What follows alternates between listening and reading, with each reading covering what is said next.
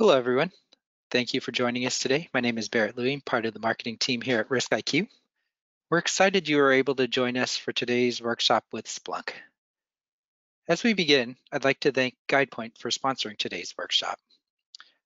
Today, we'll be exploring methodologies for threat analysis, walk through use cases, and work through hands-on exercises. Before we get started, there are a couple housekeeping notes. First, today's workshop is being recorded. Second, today's session will be interactive. Throughout the workshop, we'll be unmuting lines for questions and conversation.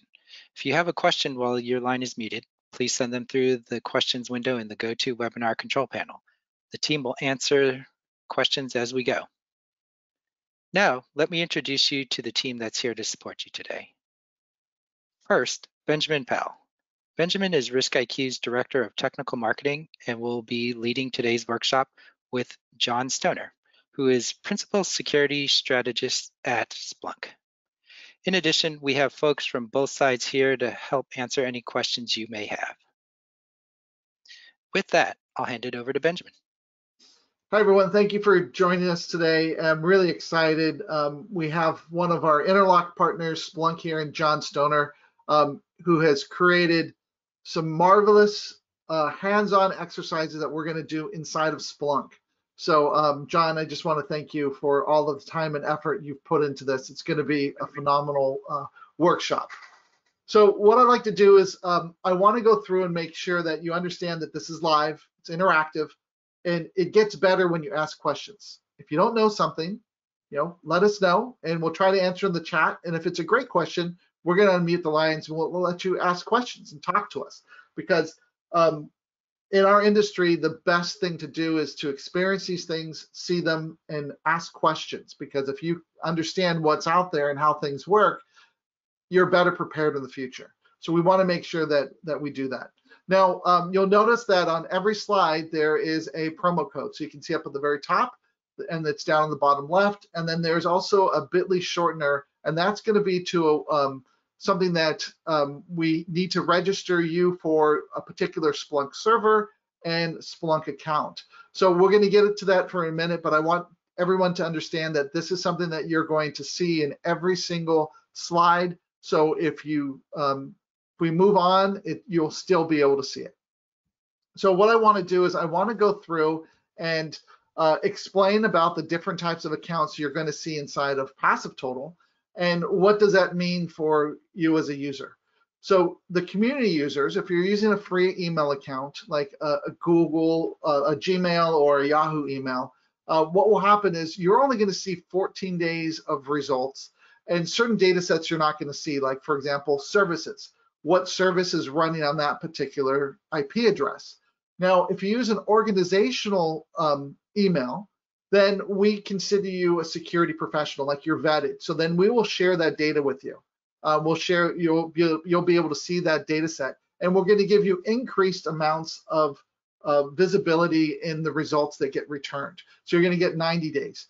Now, if you start a enterprise trial, you'll get 30 days of unlimited access to query and see all the data in there. The promo code that we have today, and that reminds me, I need to activate the promo code. So Barrett, can you go in and activate the promo code? I forgot to do that this morning. Yep. Doing it right now. Okay, so once that promo code is activated, what will happen is you're going to get 7 days of enterprise access, where you'll be able to see all the results. You'll be able to use the APIs. You'll be able to have fun and really kick the tires. So what's important about this? Why does this matter? So if we look at the same sort of scenario when you're going through and looking at data, looking at an investigation, if I have the individual account, the free community account, I'm only going to see a little bit of the big picture. But if I use my organizational account, I'm going to see more data, and I'm going to see different data sets. So I'm going to see more of what's out there, more of the infrastructure that's part of that chain.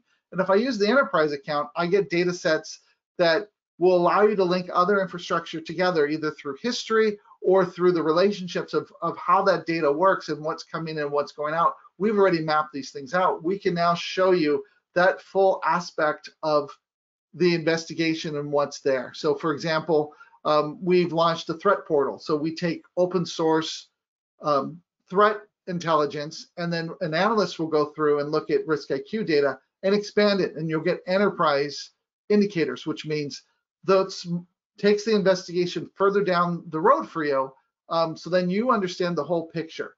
So what we found out talking with analysts, that a large percentage of their job was to take an open source article and go back into Passive Total and look at it to see if it affects the organization and how big it is, or if there's things that weren't published. So RiskIQ has done that for you with our enterprise threat indicators. So what I like to do is to invite you, if you haven't done an enterprise trial, go ahead and do it. You'll automatically get a 30-day trial going. Otherwise, the promo code will be good for 30 days or for 7 days if you've already been in a trial before. Now, if you're an enterprise user, you don't need to add the promo code because it's already active and you're going to see everything. So if you haven't created an account, and I need you to go out to community.riskiq.com/registration, and this is where you're going to go in and fill out your information, confirm your email, and put in this promo code. Now, if you already have an account and you haven't added the promo code because you just got it today, you can go under the account settings, and under the profile area, there's a little pencil next to promo code. And if you type in the promo code vrthw-splunk, it will, and click off of that area, you'll see that your queries will jump up tremendously. So you're going to need that to be able to see the data that we're going to be doing in the exercises, and also to be able to see history and be able to use it for a week afterwards. So you need to be able to have this in there. Otherwise, as we go through the exercise, you might not see everything, or you'll run out of queries and it will tell you that you need to upgrade, okay? Now, one thing I would like everybody to do, and I'm going to put this in the chat right now, so give me a second. I'm going to open up the chat. And I'm going to paste this in to make everyone's life easier. Okay, I'm going to put in 2 different URLs. So, oh, that's not the right one. Sorry about that. That's to you won't have access to that. Give me a second. I had done a copy just before starting, and I forgot to copy the right results. So here we go. Here we go. Okay. So the first top part of that is doing showing you all the tools that we're going to be using, and I'm going to paste this one more time to make it clear. Okay, the last 2 that just show up, there's a shortener version and the full version, so you can choose either one to click on. And what this is going to do is going to take you to a Google sheet. And what you're going to do is just put your name down in one of the empty spots. And then remember what the username and the password is going to be, and there's a search URL. And we're going to use this later on when we get into the Splunk section. John and his team actually stood up multiple Splunk servers, all pre-configured, all ready to go with data, so we can actually have some fun. So you need to choose a username in there, and just put your name into one of the line items in there, so then you'll know that that's your account. So you don't have to put your full name, just need to put something in there so no one else is going to use your server. John, anything I'm missing? Nope, that's it. We'll remind everybody as we get to the hands-on portion around Splunk, just to make sure that everybody has it and they're logged in. But if you could go ahead and just log in so you've got it there, so we're aware of that. And if anybody has specific issues, we can always talk about it in the chat. Okay. And hey, Benjamin, sorry, really yes. quickly, I've just updated the settings on that Google Doc to be editable by anyone. So for those of you that may have run into any issues trying to update, you should be good now. Okay. And then if you need that link, it's on the bottom right-hand side of the slides. So I have the shortener there, so you don't have to try to type that very long URL. You'll see the shortener version there that you can use. And then inside the chat, I gave you both. Some people don't like to click on the shortened URL, so I gave you both so you can choose. Okay. So you'll have plenty of time before we start to get that going. So I mentioned that there's a few different sites that we're going to use today. We're going to use community.riskiq.com, passive total. We're going to use Google Safe Browsing Check, and probably URL Scan.io to look at images, and then hybrid analysis if there's some malware to look at something. And we're going to be looking at live sites. So please be aware that if you click on something, you don't want to visit these sites because they are bad. There's going to be malware, there's going to be phishing. So you want to use the tools to go out and look at these sites and bring that data back and have that buffer between you and that threat actor, okay? So as we go through, just be very careful because what we're going to be doing is our live investigations, okay? So let me give you a little bit of background on myself. I'm Benjamin Powell, the Technical Marketing Manager, Marketing Director at RIskIQ. I've worked running security and network teams in government, local government, port district, manufacturing, biotech, financial services. And a fun fact about me is I enjoy spearfishing. But when I tell people in our industry, yeah, I'm a spearfisherman, they don't want to take my emails anymore. But I actually go out and swim and catch fish. And here's my latest catch off of La Jolla in San Diego. So in the background of me, you can probably see some of my spear guns on the wall, but I actually spearfish. So I'll turn this over to John real quick to talk about himself. Yeah, my name's John Stoner. I am a principal security strategist here at Splunk. You can see my contact information there at the top of the screen. I've been starting my career in database and ISPs and have worked my way over into cyber. I've been at Splunk here for about 5.5 years. For those of you familiar with our enterprise security product, I actually created an add-on app called SA Investigator to go along to extend that capability. And I do a lot of writing, editing around the Hunting with Splunk and Dear Buttercup, the Security Letters games, for those of you who have seen those. I occasionally assist in steering what we call the bots ship and have been building the scenarios for the APT scenario over the past few years and doing a lot of workshop development and wrangling of that. And I also do a little bit of speaking here and there between SANS First, DEF CON, Packet Hacking Village, and B-Side, so around there. I didn't have a exciting fun fact picture to go along with this. My 3 boys play hockey, so we do a lot of driving during the fall and winter time, seeing all sorts of exotic rinks around the northeastern part of the United States. Awesome. Thank you, John. So what's really cool is you're going to see 360-degree visibility. So Splunk is amazing at taking information from things that you've collected on the inside and making that available to you to find that pain point, that thing that you need to find what that problem is immediately. And RIskIQ, we do everything on the outside. And so what that does is we can take that information when you have an indicator on the inside, we can enhance it and bring additional information to bear and bring that back to give you that context and that information, chain it together to show you the full extent of that attack or threat actor and allow you to make really good decisions. So you're going to see this today as we go through with these examples. So one thing that there's some add-ons that we're going to be running. There's 2 different RIskIQ add-ons that are going to be installed and running in here. And John will go through and talk about them when he gets into his section. But one of them brings data in from RIskIQ, and the other one is basically will recreate what we do in passive total in the UI inside of Splunk, so you don't have to leave the interface. So what I'm going to do is I'm going to go through and explain the data sets, and we'll go through and do one exercise inside of the UI of passive total. And then we're going to jump over, and for the rest of the time, we're going to be in Splunk. And we're going to use the RIskIQ app inside of Splunk, and John's going to take over, and we're going to do some amazing investigations. Okay, so we also have a resource page under riskiq.com/threat-hunting-resources. It's not indexed, but if you know the URL, you can go directly there.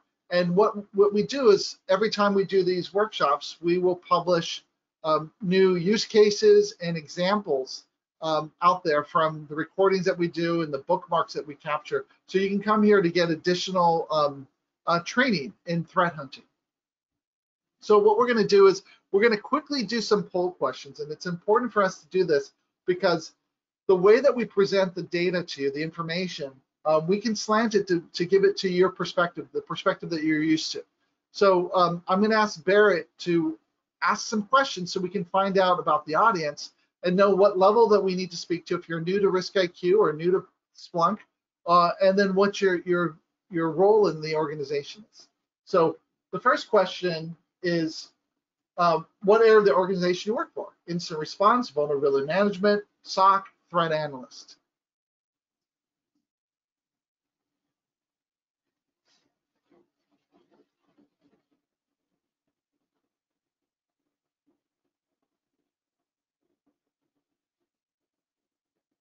Great. So if we take a quick look, about 30% of you are incident response. The biggest one is SOC. You work in the SOC, and then threat analyst and vulnerability management. So great. So I'll make sure that we touch upon all those different things. Okay.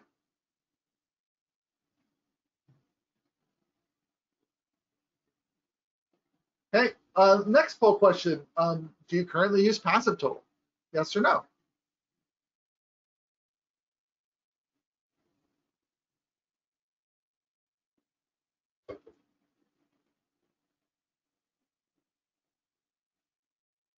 Okay, about 33% yes, and about 67% no. So I'll make sure I go through and really explain the data sets and let people know what the functionality is, okay?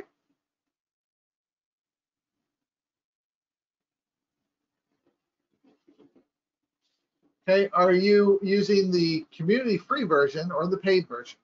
And I would suspect 67% of you are going to be using the community version. Let's see.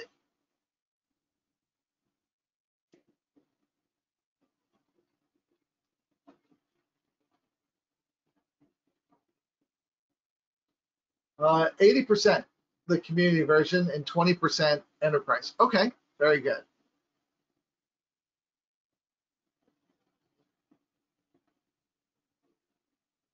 Okay, do you currently use Splunk? Yes or no?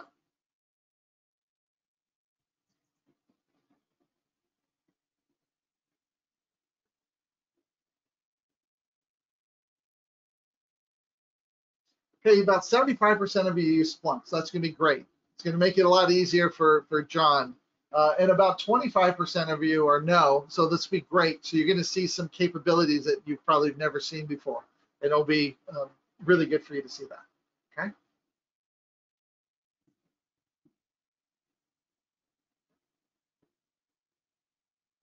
Okay, are you a Splunk enterprise user? Yes or no?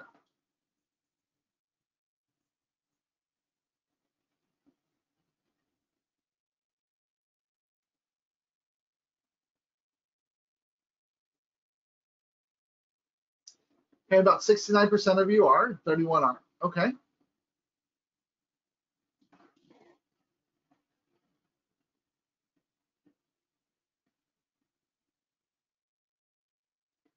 Do you use the RIskIQ module in Splunk? Yes or no?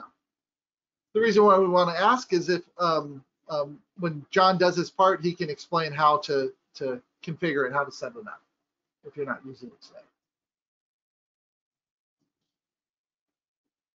Okay, about 3% yes and about 97% no.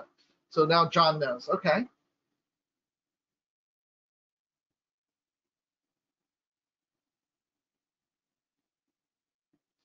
Okay, and we like to ask what type of topics you like to see in the future at these workshops. Interlock partners like Splunk, we have CrowdStrike, Palo Alto, there's many other ones. If you like to see things on malware investigations, phishing investigations, skimmers like MageCart, or investigating something from something good and finding bad stuff that might be attacking that known good domain or IP.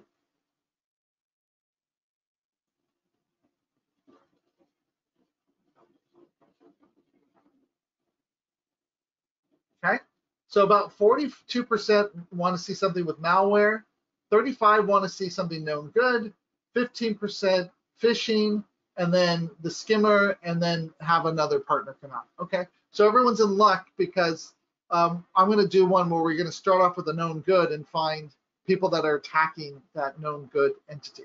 Okay, today. That covers the poll questions, Benjamin. Okay, perfect. Okay, so I'm going to explain real quick how RiskIQ collects the data. How will we make this possible for you? And then explain what these data sets do. And then we're going to jump into an example. And then we're going to do it together. And then when we're done, I'm going to turn it over to John. We're going to log into our Splunk instance, and John's going to take over. Okay, so we're going to be hands-on in just a minute with inside of Passive Total, and then we're jumping over to Splunk. So RiskIQ collects data like a real user. So we might go to a search engine, we might do a search, go out to a domain, follow a couple of the links, go from a different instance and do that. And everything that we do, just like the threat actors, if we publish something, the threat actor changes and then we have to adapt. So the same thing happens for us. So like if we were coming from our own data center, the threat actor could say, well, I'm just going to filter the traffic from that data center and they won't see me. So we now come from 150 different countries, from commercial, mobile, and residential IP space, all different types of devices, operating systems, browser types. And the reason why we do this is they're trying to sometimes target a geographic region, a particular device. So we have to act like the intended victim. And I always say we act like your parents on the internet who would get compromised. So we do this and we go to all the IPv4 space and we take all this data in. We know when we first saw it and when we last saw something. So that gives us a unique perspective to say, hey, this is when something changed. This is when, like the malware was installed and now the malware is off the machine, or you had this version of Apache and then you replaced it with another version. So we can see these trends even over time, okay? So what that allows us to do is to be smart, and we act like a real user when we gather this data. We present cookies, we keep session, we don't just scroll through and grab everything all the way. We do it slowly like a user would. We bring down that full document object model, and because we're gathering the data ourselves, we're able to use that data and cut it up and make new data sets. And that's something that we're going to talk about, is the RiskIQ data sets that are unique to us and how we make those useful in your investigations. So, hey, Benjamin, yes. Just one clarification. Sure. This part that you mentioned about the headless browsers that were running from different proxies and from different IP spaces, when thinking about RiskIQ, it's important to remember that this is one of our biggest differentiators in the Intel space. Is maybe there's a lot of emphasis in the industry on textual mentions for threat intelligence. When we're looking at this ability that we're maintaining, running, operating this system of headless browsers that are collecting telemetry like JavaScript and the document object model and things like cookies that you'll see in Passive Total, it's important to remember that we have a very strong emphasis on telemetric data, right? Telemetry overall. Do we also look for textual mentions and classic keyword OSINT? Of course, but the heart of our collection is predicated upon these headless browsers and the telemetry they bring in. It makes us more strategic or more tactical and operational. You'll see that when we go through and look at this data, you're going to be able to use it right away to answer questions and secure your organization. Yeah, thanks, Or, for that. So as we go through, we also look at ports, and this becomes what we call services. So we know what port was open and actually the headers. We record the headers as well. So that allows us even to understand what's installed and running better. So if you're running FTP, you might be running on a different port, for example. So we can actually look to see, okay, what port is this? Is it the actual application, and what version is it? Or is it really FTP and it's on a different port? We'll be able to see that.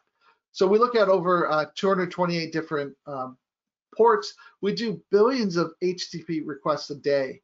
And we bring down even the certificates, and we parse out the information of the certificates So when you look at something like a whois record, which was like the address book to say who owns this domain and what IP addresses are associated with it based upon like the name servers, with GDPR that kind of broke it because everything became private or it's been redacted.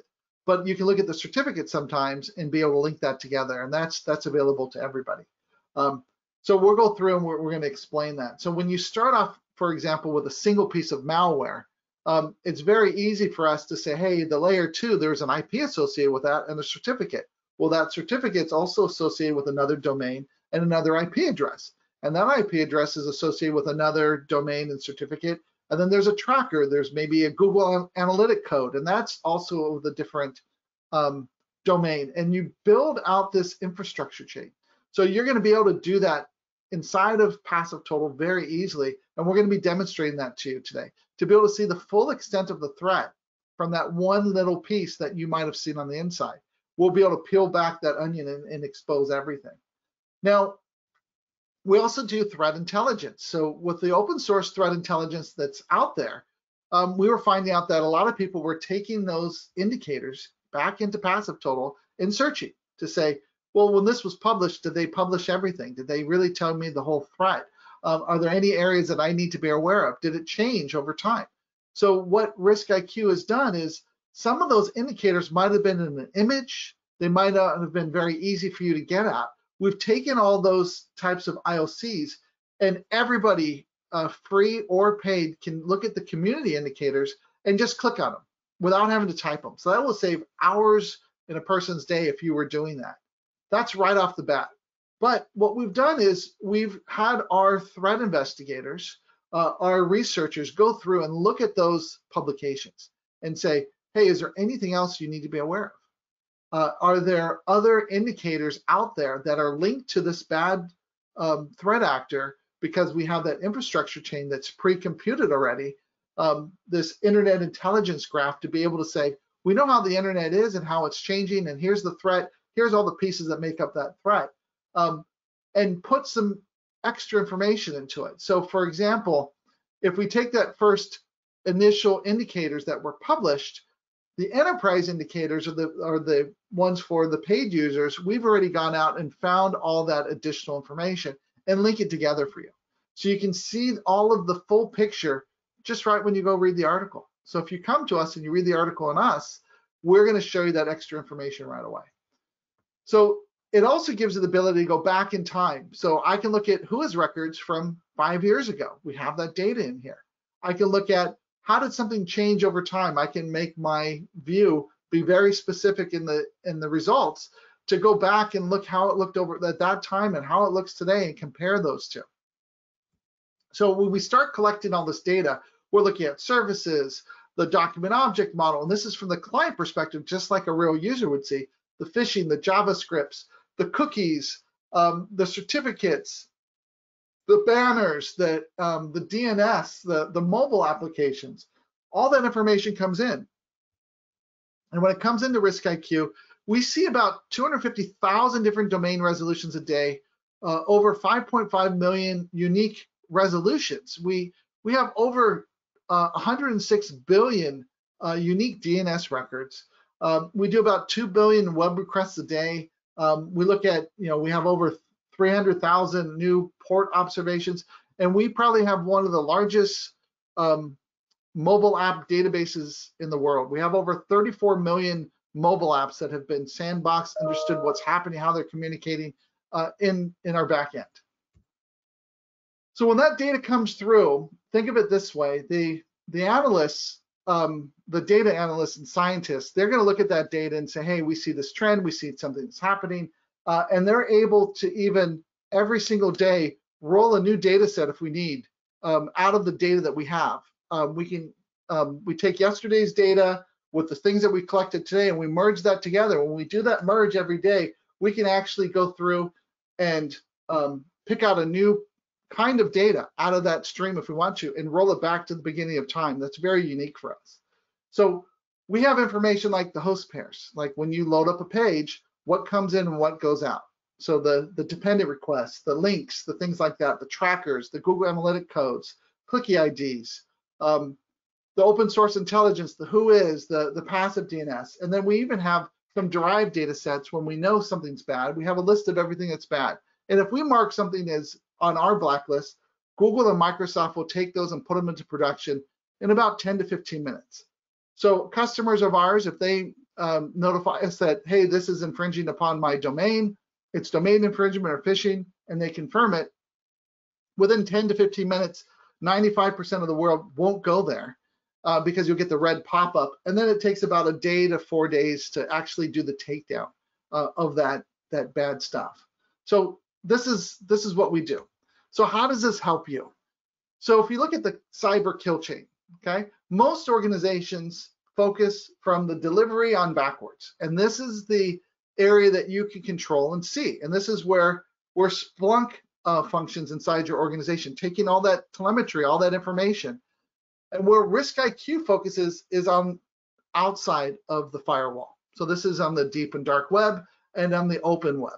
So when someone starts discussing attacking your organization, we'll see that. When someone starts planning, we see that information. And then during the recon, as they're coming to your places, we'll start seeing, hey, what ports are open, what vulnerabilities you might have. And then we see the setup phase. And the setup might be they bought a typo squatted domain, which is not illegal, but the minute they put your logos on there, they make it email capable. This is during the weaponization phase. We can usually find it and stop it about 1 to 4 days before it's active. So we can help you stop these. So if you look at a typical type of attack, they might discuss something, they register the domain, they park it, they make it email capable, it's under construction, and then they do their phishing attack. We can actually see that and track it. So as it changes over time, we're able to see, oh, it's been taken down, it's stopped, but now it's the whack-a-mole effect. It's now on a new piece of infrastructure. We can see that, and we can help you, and we can immediately put on the blacklist and take it down. So we can alleviate that pain point from your organization. Okay. But the cool thing is we all play on the same battlefield. So we all have to abide by the same rules. And with that, we emit signals. And the signals that get emitted, if you're capturing them, you can use them to your advantage to understand relationships and what happened. So we're going to talk about this real quick. So if I have a threat actor and I have a targeted user, what are the signals that are being emitted just from being on the internet? So the threat actor, when they connect to their ISP, they're going to have an IP address, a net block, autonomous system, and a service provider. When they start to compose their phishing email, they're going to use maybe a particular language, an email provider. This information is completely attainable because these are the signals that you emit. If you're capturing these, I can now use these in my investigation. As that email gets sent, it's going to go through different types of systems. There's going to be transit IPs, transit net blocks, transition times, and then even autonomous systems are going to move through. Then they get to the targeted email. And if it's an HTML email, it might call back to a server that the threat actor controls so they can fingerprint the machine. They can get your operating system. They can get whether you read it or not. They can find out, the date and time, the language that you're using. All those things are possible and is understood by the threat actor, and this is why they do it. But we're doing similar things. So we're getting the passive DNS, the IP address that was being used for that domain at that particular time. The who is record, who owns this domain. The certificates are associated with those IPs and domains. The trackers, these are like the analytic codes that marketing might be using to see how the campaign's going. The host pairs, what's going in and out. You're pulling an image in. You're sending data out to Google. You're bringing in a JavaScript for payment card processing. Whatever it is, we'll see those types of things. The host details about that particular host. The cookies that are being used, the hashes, the open source intelligence, the document object model, the headers, the console log messages, the open ports, and the exposed services. These are all the things that we're gathering. But as you know, can't be everywhere all the time. So you need to have some solid analytical leads. And we always say you need about 3 to really make sure if something is really bad or just suspicious. So when we go through and do these exercises, we're going to start looking at what's good and then looking at what's bad. And as we start seeing things that, hey, it could be good, it could be bad, it's suspicious. As we get a few of these suspicious ones, at least 3, then we can determine, hey, this is really bad. So we're going to get these points of proof to be able to understand and be able to look at the information to say good or bad. Okay. So with these, we're gonna be able to understand, the tactic, techniques, and procedures, the TTPs that people are using, and then you're going to be able to use this to identify the gaps inside and outside your organization to see, how can I shore this up? How can I make it better? So what we're going to do is I'm going to quickly go through the data sets, and then we're going to jump into our first exercise. Okay. So when we look at the data sets, they're broken out to, like, in our opinion, 2 different types of data sets. Traditional data sets that most of you have seen and use all the time, the passive DNS, the whois, the DNS information, the subdomains, and hashes. Okay. But with these, the whois data was really the glue that linked a lot of these things together. And with GDPR, for about the last 2 years, this has now been a frustration for a lot of threat investigators, because you can't link that data together anymore. You can't just go search on that email address and find everything that currently is owned by that individual. So it's hard to track some of these things together and link them. So certificates we give out to everybody, because certificates inside there's some information that you can use sometimes to link that infrastructure together. So when we look at what's in a web page, so if we looked at passivetotal.org, there's a response in the document object model. So inside of here might be like the cookie that's being used or the tracker. There'll be links associated in here, like where all the links where it goes out to, images, things like that, the dependent requests. So here, for example, when we crawled this is images from our backend. We went to passivetotal.org, it was redirected. The 301's a redirect to the HTTPS, and then it went out, and then there was a type kit, a JavaScript type kit, a font that we use on the website. So you can see how we're bringing this data in, and it's because we're gathering it. The cookies. So here we have a AWS cookie and a Whoop tracker. So Whoop we're using for our chat inside of PassiveTotal. So you can see the pieces that you can glean from looking at that document object model and bringing it in. The certificate, like I mentioned, there might be a name, there might be an organization. There's pieces in here that you can search upon to help you where whois might have failed you currently. Okay. So when we go out there and we pull these things in, we're bringing in the certificates, the trackers, the host pairs, the web components, the cookies, and the services, the exposed services that we see active for the last 14 days on those IPs. Okay, so what I'm going to do is we're going to do an example. Now remember, we're going to look at something good, but then we're immediately going to start looking at bad things related to this known good phishing attack. So please be careful. Okay. We don't want to go there directly, because if you go directly to these places, you could potentially infect your machine and make a compromise inside of your organization. So we want to be careful. Okay. So the first thing we're going to do is we're going to look for this real domain. Okay. So I'm going to put this in the chat real quick. Okay. So give me a second.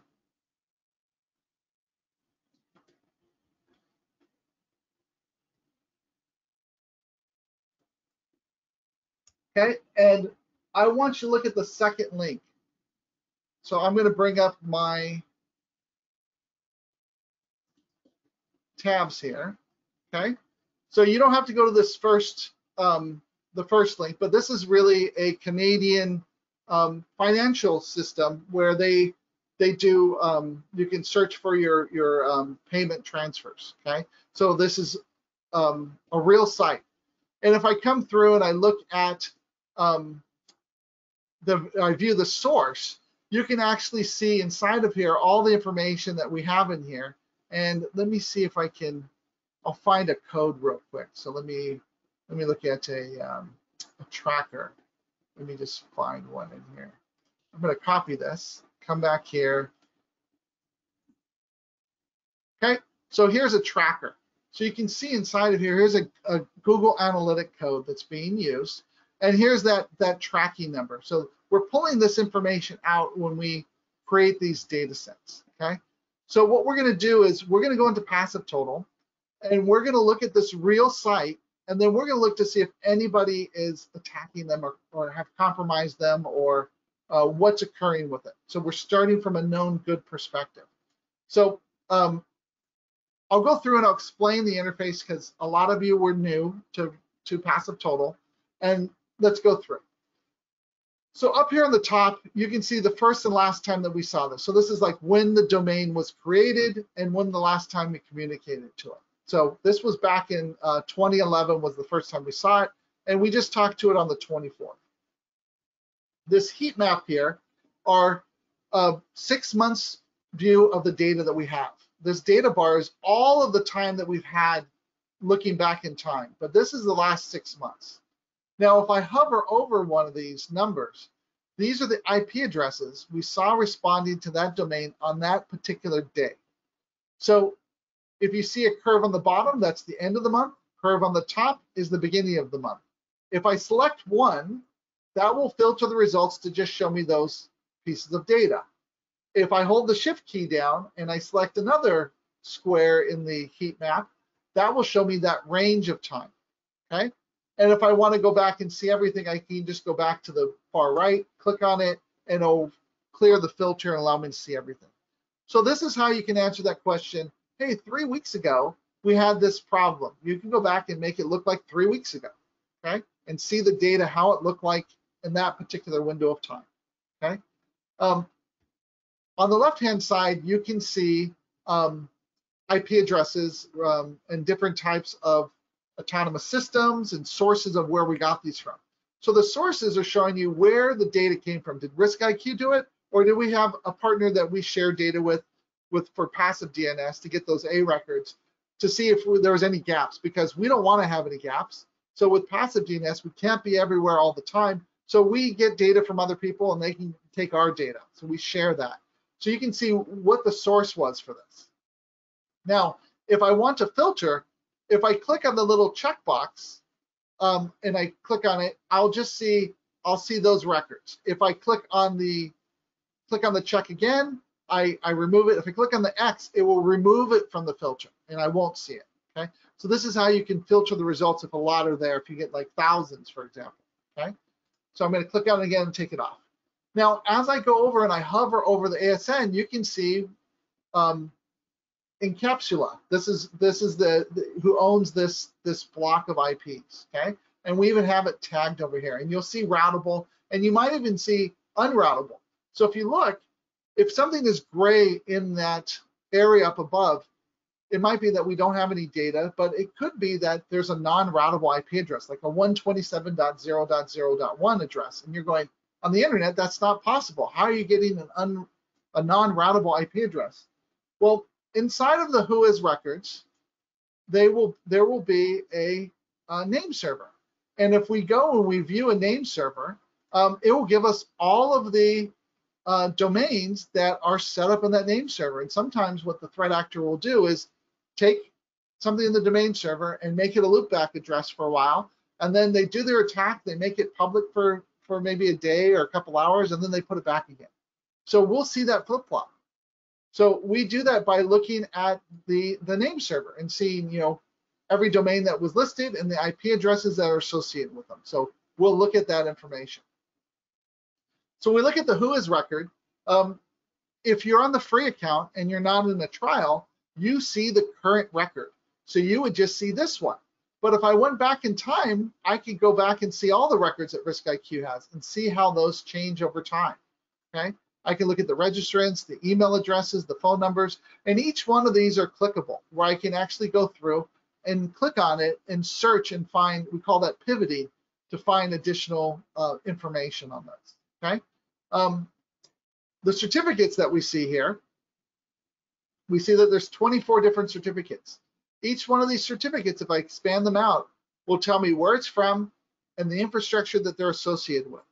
So if I search on the certificate, it will show me every IP address that's associated with it and domain. Or if I search on the domain, I can get the reverse DNS. I can get the domains that are associated with it and the certificates it seeks. So it's a way of searching that information. And we're going to get into that in just a second. So when I search for something, I can right click and say, open another tab, or I can click on it. I like to do the right click because if I click on it, it builds this little tree. But during an investigation, I'll be at the trunk and I go down a branch, but the branch might end and I have to go back to the trunk and go back down. It's a lot easier for me to do that type of investigation by right clicking and opening another tab and have that data here. And then I can take all of my tabs and save them as a bookmark into a folder and have all of those available. So it's a way for me preserving my investigation to be able to jump around to any point I need to and have all of those in one place. So that's the way that I like to do it. Okay, so I'm going to go back to here. So the subdomains of the known good, each one of the subdomains that you see could have completely different infrastructure behind it. So it's really important when you do the investigation to look at the subdomains, because one of these might be on weird infrastructure in a foreign country that you're not even aware of yourself. Okay, so if you're looking at your own stuff and you're looking at also bad stuff, you need to look at these subdomains. It's really important. Okay, now the DNS information that's here is really good to look at, because threat actors sometimes will only give out a few IP addresses during an attack because they don't want to burn everything that they have. So they'll be targeted and say, okay, these 4 IPs are going to be associated with this typo squatted domain. So you might need to look at these to see what other ranges or other things are associated by looking at these DNS information. So here, there's some C names, canonical names that are associated with the real place. Okay, so the trackers. So the trackers are those little bits of code that they might use to find out how people are performing well on the site. You know, who's visiting you? Is it coming from Facebook? Is it LinkedIn? Is it Twitter? Is it Google account? Is there a document listed with it? So all of these things that are here are going to be used when we go through and doing our investigation. So we're going to be focusing on trackers and cookies today to find infrastructure that might have copied our known good infrastructure to make something bad. Okay, so we're not going to click on this yet, but we're going to come back and we're going to look at trackers and cookies as we progress on. Okay, so the components. So the sheer number of components could be a red flag.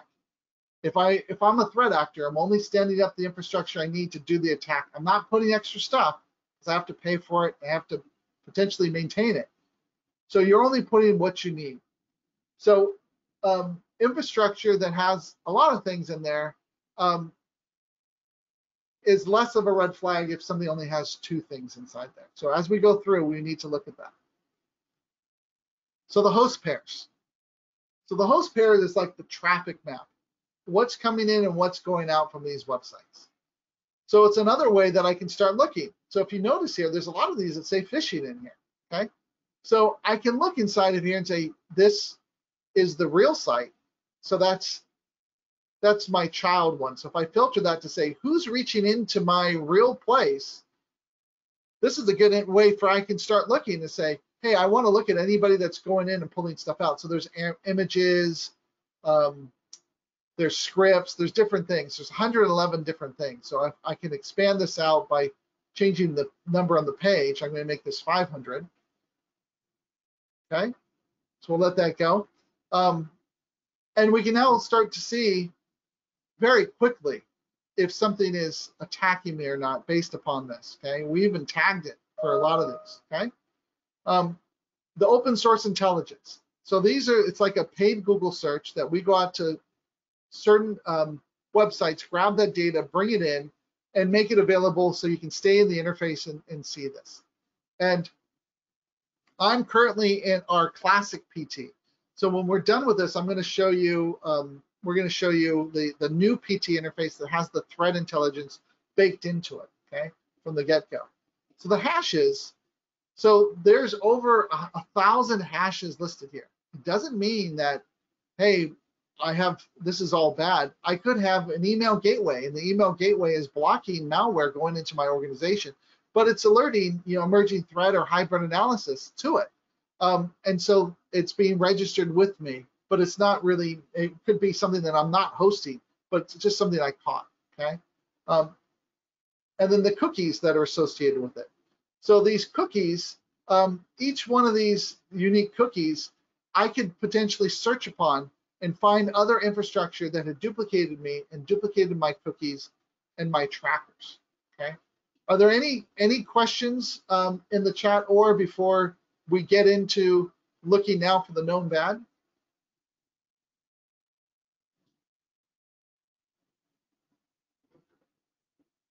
Or Barrett, any questions so far?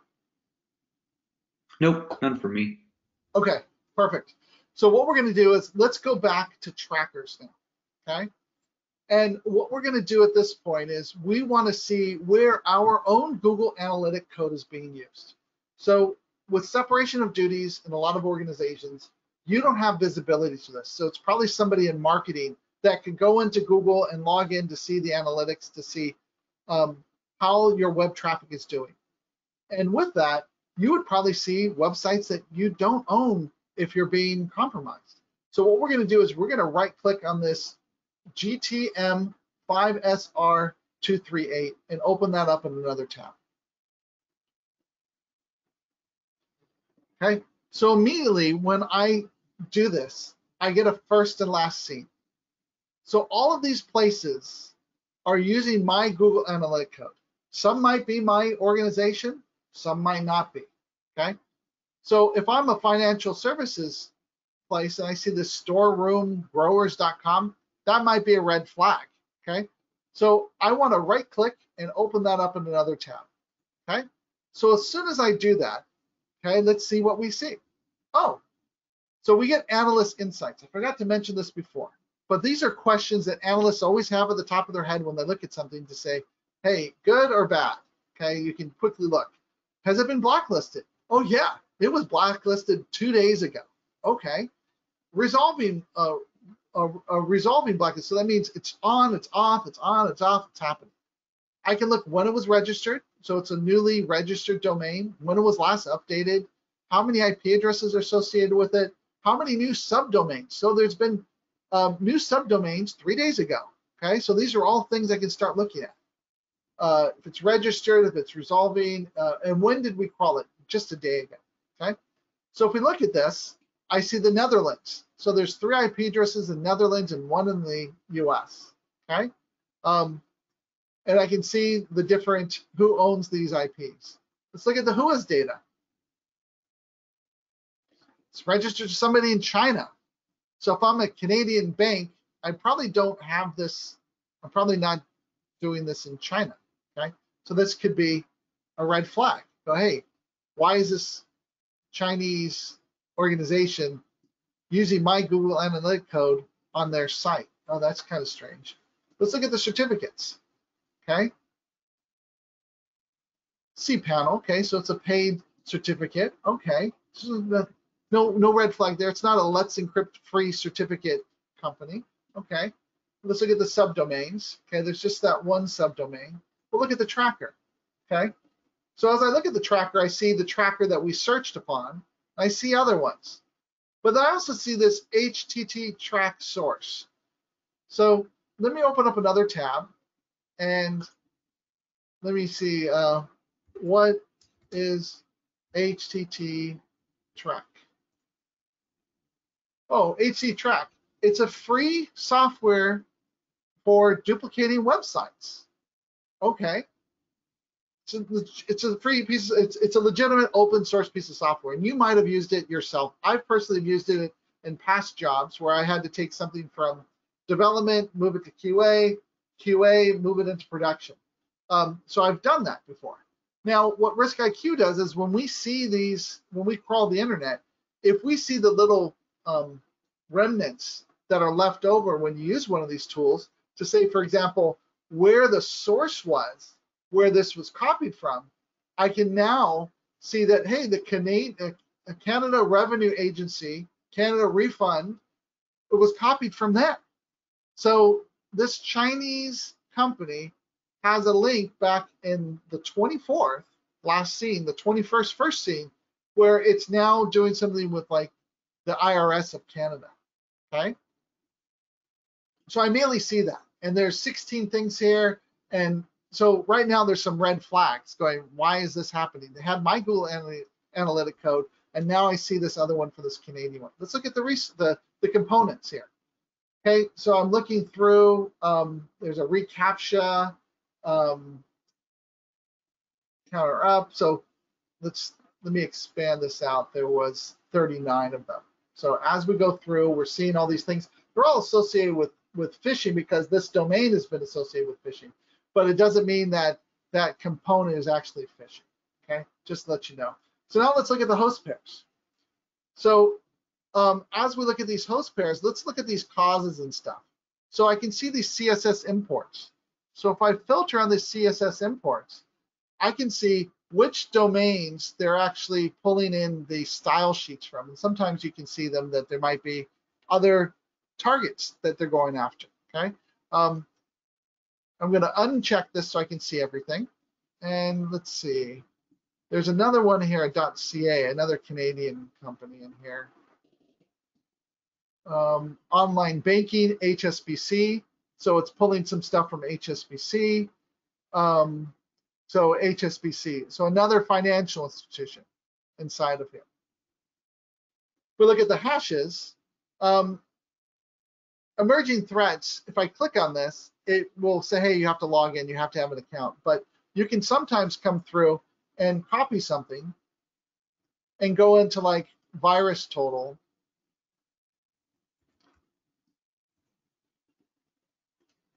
And search for something, and let's see if we get a hit on any of these. Okay, we don't get a hit on that. But I could also potentially go out and say, I'm suspicious, I want to see the image. I want to see an image of what's happening. RiskIQ, if you're an enterprise customer for our digital footprint, external threats types of products, when we look for your stuff, if we find anybody using anything that's referenced by you or looks like you, we have that information, we show it to you, and you're able to immediately see it and touch it and do it. But inside of passive total, it's not there.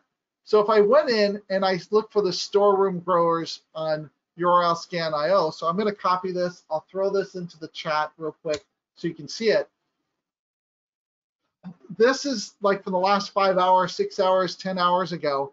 You can start to see, here's one for Scotiabank 12 hours ago. So if I open that up in another tab, I can see this one. Hey, look, here's a login for Scotiabank from this one. Okay, let's go back. Let's see HSBC. So if I open that up in another tab, we can see here's one for HSBC. So this one domain that we're looking at that we found, and there's several other ones that are here, have all been associated with phishing. But we started from our own infrastructure, from a known good piece of infrastructure, and by looking at these things, found additional places that were bad. So if we looked at the cookies, I could come in and look at the cookies and say, here's a unique identifier for one of these. Let's look at this. If I open this up in another tab, okay, I can look inside of here and say, here's that storeroomgrowers.com. It's another one that's bad, okay? So as I go through, I can look through all of these and find bad things that might be attacking me by knowing my own infrastructure, looking at my own things first. So this is a way for you to be proactive in your threat hunting, to go through and find these areas, okay?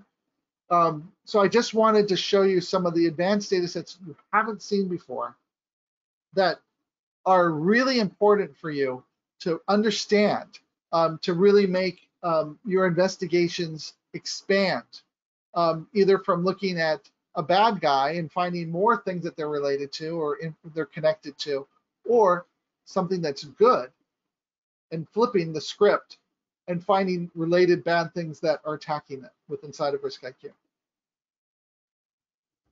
So, Hey, Benjamin, yes, there's a yes. question in the chat about how to get insight that a domain has potentially any crypto, malware, or any maliciousness. And I think it should be good to just take a couple seconds just to explain that these tags that we're seeing here, right, when we're seeing that it's blacklisted, that is an indication from us that, like, you have this first example down here, right, that has phishing, RIskIQ, and blacklist.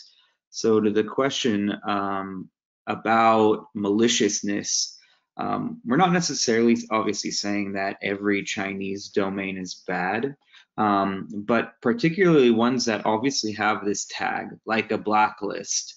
That's an indication from us that as we crawled and analyzed the host or domain, we're associating it, we're identifying any malicious type of behavior on it, and that's the reason it has the tag. So definitely prioritize the indicators that you're seeing that have these tags versus other ones. Now, it doesn't mean that just because we don't have a blacklist tag, it is a clean domain. That's why we're bringing in data from other sources to substantiate. We're obviously not seeing every type of behavior that's malicious on the planet. There's a limit to what we observe, obviously, and we're transparent about that. But definitely use these tags that you see both at the top of the screen in the black bar and in the lower right-hand columns as indicators to their level of suspiciousness and maliciousness. Yeah, exactly. Yeah, and the one thing you have to think about is the analyst insights are for the enterprise paid accounts in the system. So this is the extra level that you get. So when you log in today and you're using your promo code for the first time, you might see some tabs like trackers. You'll see maybe cookies, host pairs have the trial next to it. So these are the important things that you probably have never played with before that could bust open the investigation for you, to be able to link the other infrastructure together to find the full aspect of the attack.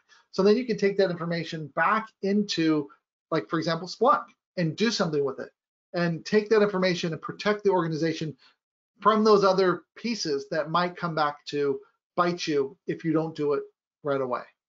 So you're not playing the whack-a-mole. You're saying, okay, I see everything the threat actor has. I'm now just going to block all that stuff or take care of it or add it to a rule to see if there's anything in there.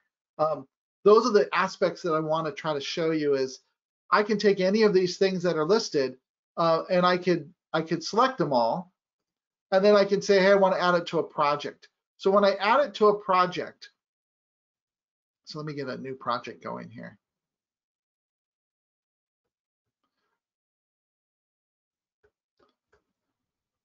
Where's my new project?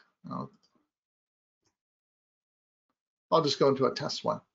So I can now add it to a project, and I'll jump into one real quick. So if I refresh this real quick, we'll see these indicators in there. So give me a second.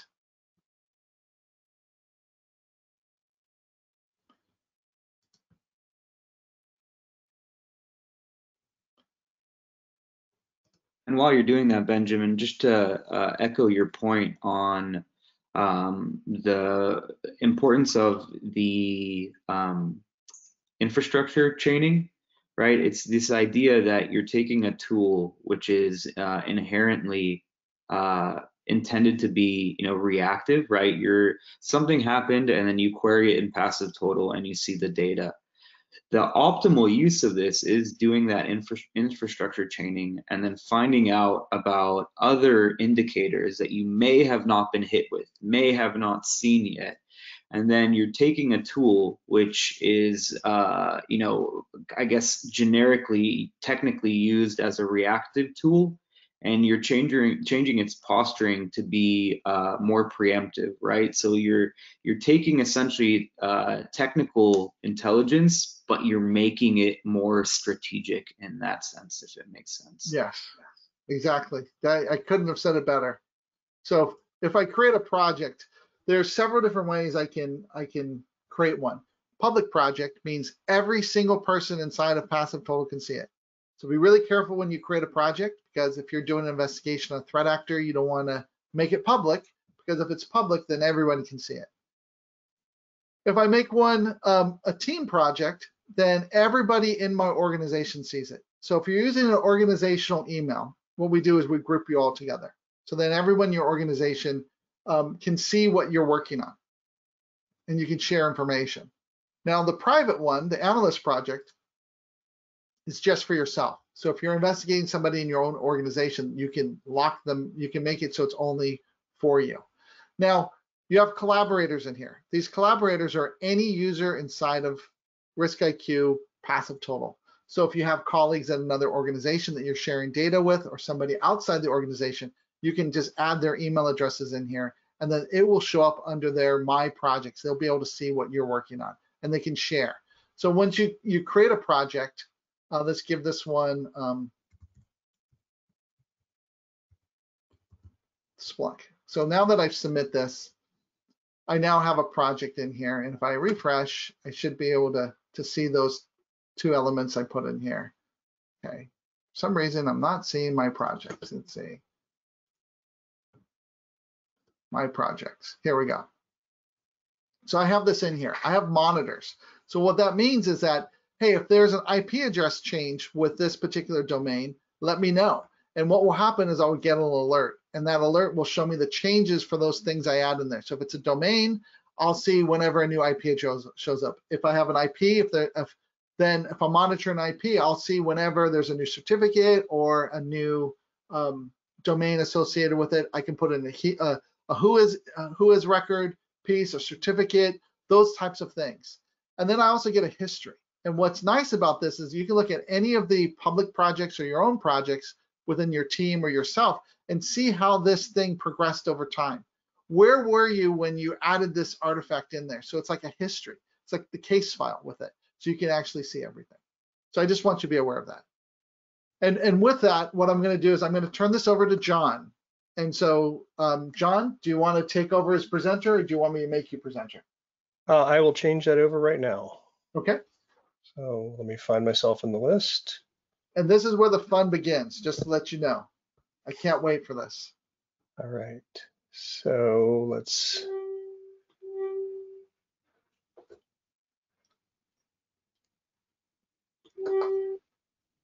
Let me go ahead and share out my screen here.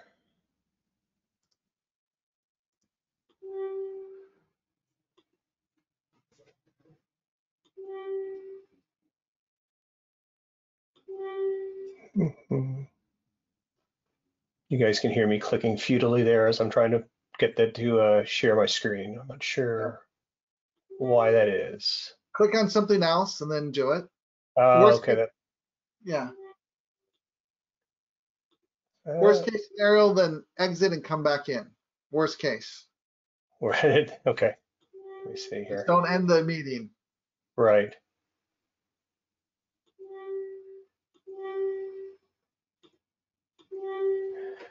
All right. Yep. Hang on a second. Okay. Found it here. Sorry about that. There we go. Dangers of multiple screens. There we go. Yeah, I see your screen now. Perfect. All right. Great. So so what I want to do is I want to go ahead and start talking about this initially around, taking threat intelligence and specifically RiskIQ here and applying that directly to incident identification and threat hunting. So there's going to be two scenarios. They're going to dovetail with one another. But hopefully, as you kind of see how these interoperate, you'll see some of the concepts that Ben talked about on the front end of this, and then how we're applying this directly with Splunk. All right. Just a quick fun fact before we dive into this. We actually used the RiskIQ platform during our Boss of the SOC version 2 a few years ago as part of identifying DNS exfiltration.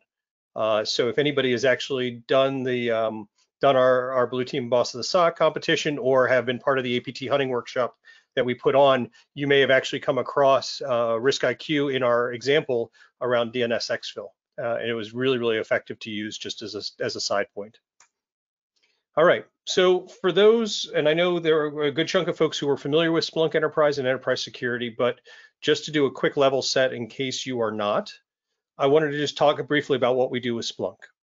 And the idea really is to be able to take time series event data, ingest it into Splunk, and then be able to apply a schema on the fly at search time to be able to extract events and manipulate those events to be able to get to answers within that data. That's really the short version of it. We have about 140 different commands out there. We have machine learning built into this. We have anomaly detection capabilities built into this as well. There's a tremendous amount of things that you can do with Splunk as you're acquiring that data and working with that. And so what we're going to do is we're going to show a little bit of that as we go through this today. But we're also going to do that in the context of enterprise security. So enterprise security is Splunk SIM.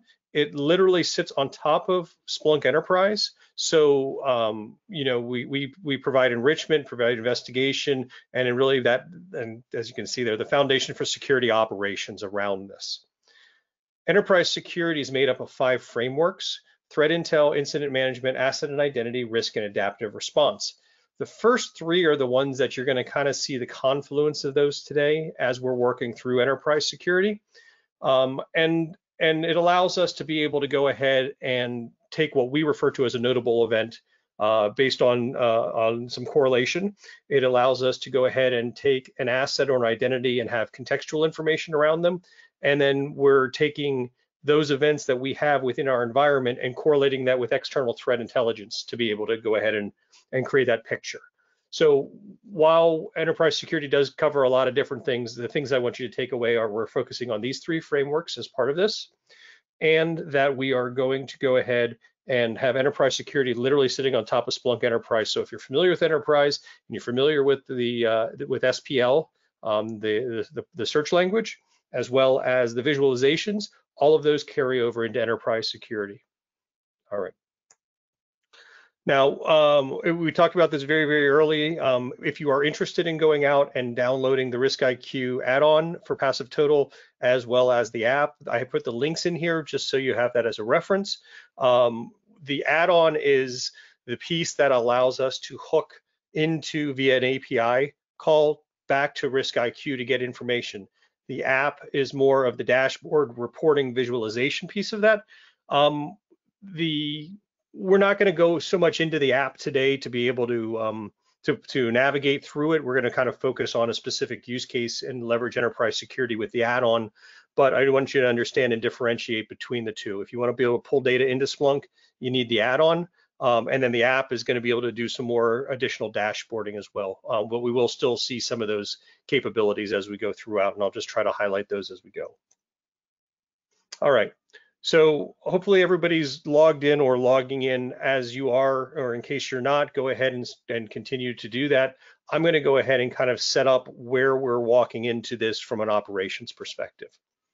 So the organization that you are defending or you're part of today is an organization we call Frothly.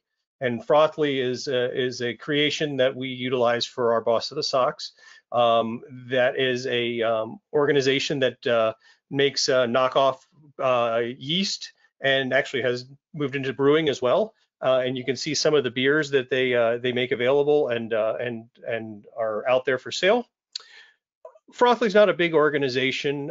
Grace Hoppy is the CEO and founder. It's based out in San Francisco there, but you can see that they have a number of different people in the organization, much like every organization: sales, marketing, IT, executives, CTO, etc.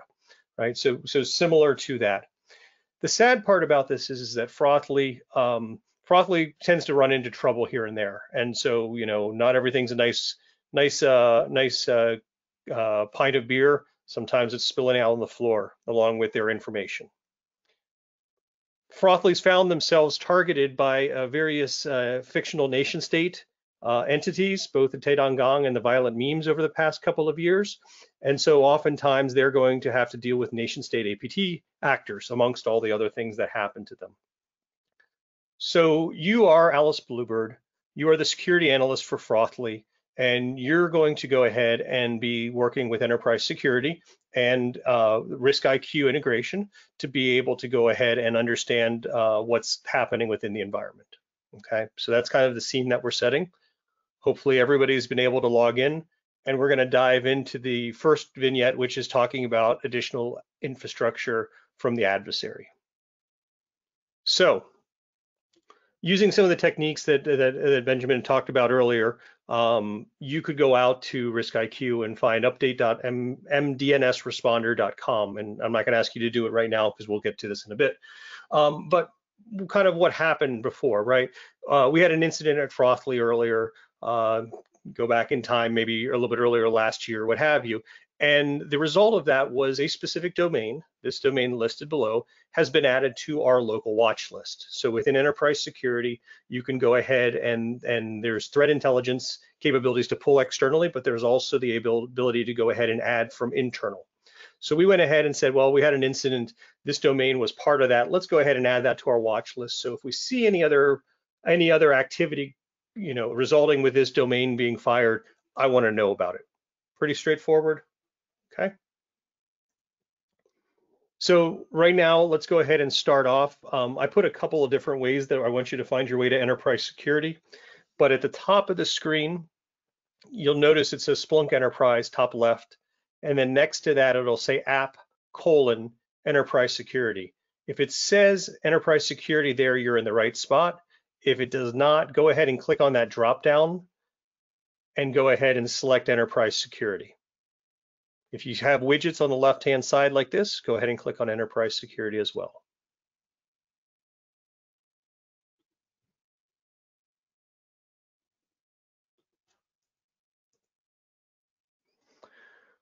Now, once you're inside enterprise security, we're going to go ahead and see a menu across the top of the screen, the far left to be like home or security posture, incident review, investigations, glass table, and then security intelligence. Click on the navigation bar for security intelligence, and then underneath that, you should see a menu item that says threat intelligence, and it has a little chevron and a little greater than sign next to it. If you click on threat intelligence, you'll see a pop-up that shows threat activity and threat artifacts. Go ahead and click on threat artifacts.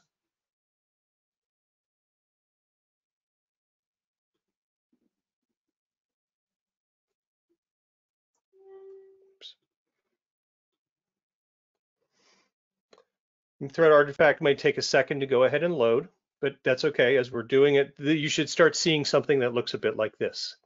Now, at the top of the screen there, you notice I highlighted show filters. I just did that to free up a little bit more real estate for the screenshot that you're looking at. Those filters will show across the top of the screen, and basically they look like a drop down and some text boxes and then a submit button at the end of it. Okay. But you'll have those, but then underneath that, you'll have a set of tabs that says threat overview, network, endpoint, certificate, and email. So these are different threat artifacts that have been ingested into Splunk, into enterprise security. And as you're looking through the list, I want to just go ahead and highlight that threat overview section. There's one that says local domain intel, right? So that's our locally sourced domains that maybe we've identified during our investigations, during our operations, what have you. And we're going to go ahead and put it in there. Below that are different subsets of artifacts that kind of give you a count as to how many are in these different groupings. So endpoint, email, network, and certificates. And we'll talk about that a little bit more in a bit. All right. Another thing I want to do is I want to just go ahead and focus down on those local domain intel. So up at the top of that screen, right, you can see the filters, right, threat artifact category, threat group. Let's go ahead and click on the drop down next to threat group. And underneath that, you'll see a couple of APT threat names. You'll see some emerging threats, community kinds of block lists, and you'll see one that says local domain intel. Go ahead and click on local domain intel, and then go ahead and click on submit. What'll go ahead and happen is it'll go ahead and run real quick here, and it's going to go ahead and filter down just on the indicators that are in that specific threat grouping list. Okay, in which you can see here in that threat overview, there's only 2 that are showing, 2, and they came in via CSV file. Go ahead and click on network.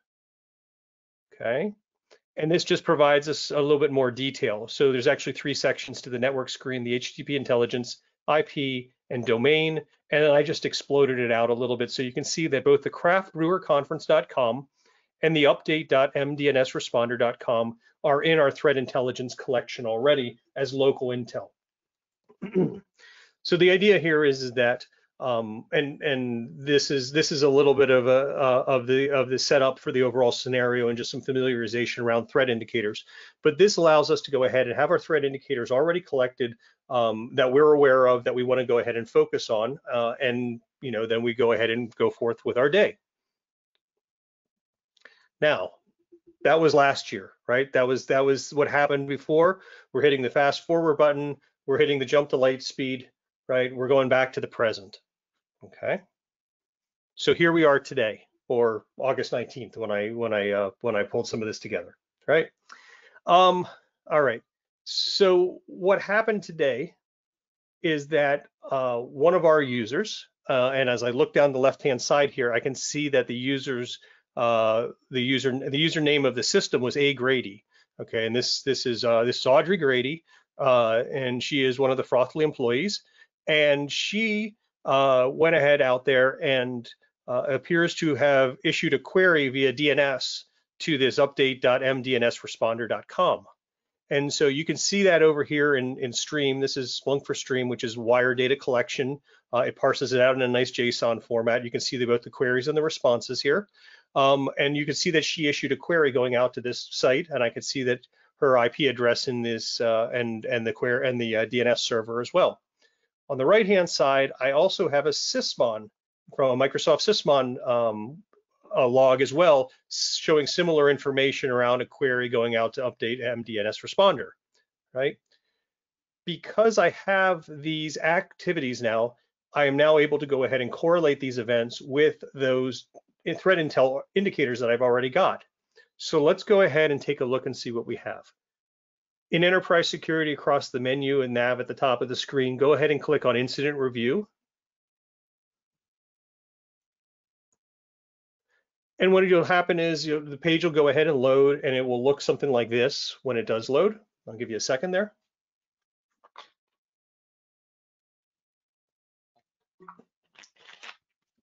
All right. And so you can see that I've got 36 events in my current queue right now. For keeping this pretty straightforward, we're not going to go ahead and filter down on anything. But what I do want to do is I want to focus on that notable event that occurred on August 19th. And you can see that it says threat activity detected, and in parentheses, it has the actual indicator that it fired on. You can see the urgency is medium, status is new, owner is unassigned. Obviously, those are things that I could go ahead and do as I go through this. But for now, let's go ahead and click on the greater than sign next to that threat activity detected. And when I do that, I get an expansion of that specific notable event right there in the screen. And then a couple of things I do want to call out here. At the top, we have the description, which is that threat activity was discovered in the query field. So there's some tokens that we've passed in there with that information. I have my destination and my source. So these are pieces around the assets themselves. Remember, I talked about the incident, the asset, and the threat kind of converging. This is the place of convergence. So I have those IPs for source and destination, but I get additional contextual information to help kind of frame this up, to understand, direction, owner, location, and these are extensible as well. And then on the right-hand side of the screen here, there's a couple of different places I can go to see the original correlation search, to look at the activity history of people providing commentary, even be able to drill down into the data further. But I just want to highlight the original event on the right-hand side. And this kind of shows me that this was, the source to destination, the values that were associated with it, what the original source type was. So the second line from the bottom shows that this was from our DNS query, is what this fired on. Go ahead and scroll down on that notable event to see more of it. And I just kind of blew this up because this is the last part of the left-hand side of the screen, but this talks about the threat data that we correlated against. You can see that it came from the local domain intel group, and you could see that it was based on a query going out to that update.mdnsresponder.com, right? So that's the correlated hit that we have. Now, next to each one of those fields inside my notable event, you'll notice there's a little triangle on the right-hand side of the column, right? So you've got here threat matched value. If I move halfway across the screen, I got update.mdnsresponder.com, and across the screen next to that, I have a drop-down. If I click on that triangle, you'll notice I have a pop-up, and what this is these are what we refer to as workflow actions in Splunk. And so the workflow action itself, you can go ahead and basically pass tokenized values and push it into here. And so I could do something like I could run a Google search for that field if I wanted to.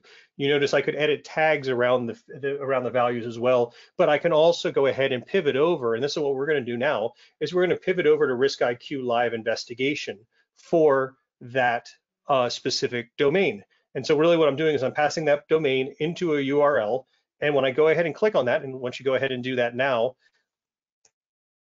I'm going to click on over, and it's going to actually toggle me over into the Passive Total app for RiskIQ. So again, we install this on the system, and you notice across the top bars, you have a live investigation, local investigation, search history, data enrichment, and so forth. Again, I took that value, so you shouldn't even have to put that DNS name into that top left corner where it says enter an IP or domain name, because it already happened. When you go ahead and have that in there, you'll also notice your resolution will probably spin for a second. This is an API call that's going out to RiskIQ, and it should return 58.64.184.209, the location when it was first and last seen, and the sources of data. Okay, hopefully everybody's got that, and that is returning. Now, for those who were paying particularly close attention during Benjamin's review of the Passive Total web interface, you'll notice those boxes in the middle of the screen look pretty darn familiar, right? Because those are the different values that they're pivoting off of within the Passive Total app. And what they've done inside of the Splunk app is they've brought those capabilities across. So I could go ahead and look at certificates, and it would do a RiskIQ query for that domain and return those values directly here. So I don't have to leave the Splunk interface to go ahead and do this this threat intel research. I can do a good chunk of it right here. Okay. So now that you've kind of seen this screen and have some familiarity with it, let's go ahead and jump all the way over to the far right-hand side of it and click on matching events. And when I do click on matching events, what this is really doing is it's taking that domain that we had, right, and it's looking across, in this case, all time and against the index of main. And that can be configured depending on your environment and changing the time range and everything, but just to keep it simple for now, it's basically looking and says we got 3 matches for that specific domain across your data set. So it makes it very quick and easy way to go back and look at the events that are matching. And as you can see here, this is that original domain, this is a new version of that domain that would have generated that hit in the first place. And if I go ahead and look at that and dig into it, you can see that I've got that update, and I'll just show it at update.com DNS query. And I can see that I've got a host address of 58.64.184.209 as part of that resolution. Okay, that happened to match up with that resolution that we saw earlier. So that, you know, there's a tie there.